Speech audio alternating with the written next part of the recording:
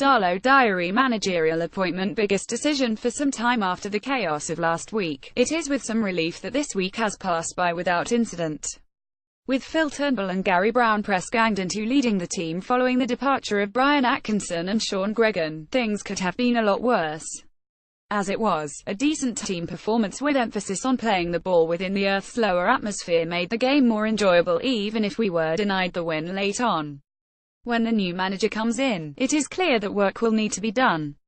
Even if Martin Gray wishes to continue his Look at Me world tour where he tells any publication willing to interview him that he and he alone was responsible for the success at the club over the past 5 years, it was clear to all that something wasn't right about the way the team was playing prior to his departure.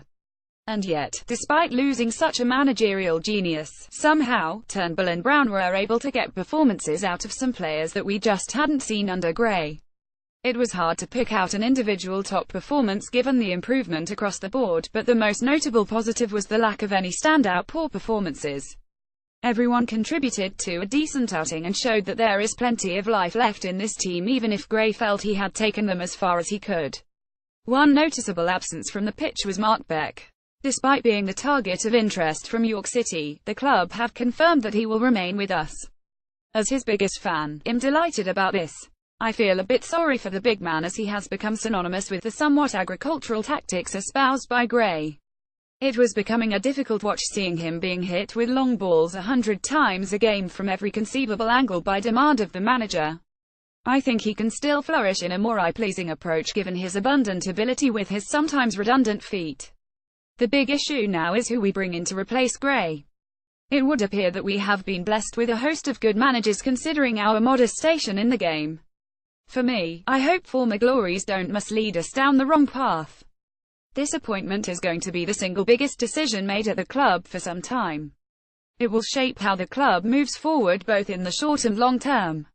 Do we appoint a decorated manager with league experience who may look upon us as a stepping stone to something more in keeping with our ambitions, or do we bring someone in who appreciates the need for the club as a whole to consolidate its position, particularly off the pitch? Fortunately, us fans don't have to make that decision. I suspect whoever we appoint, there will be some who are not keen. It might be that they have played for and managed one of our rivals. It might be they are incapable of sporting sufficient facial hair to satisfy our need for a hipster manager who's seen the latest trend in coaching in the Swiss third division. Either way, we must get behind the new manager and the players and give them all the support we possibly can. Regardless of what level the new gaffer has previously managed at, this club comes with its own unique pressures and challenges. Getting the fans on board should be one of them. After all, if the last week has shown us anything, the previous manager has made it really easy for us to get behind some else in the dugouts that the fans paid for.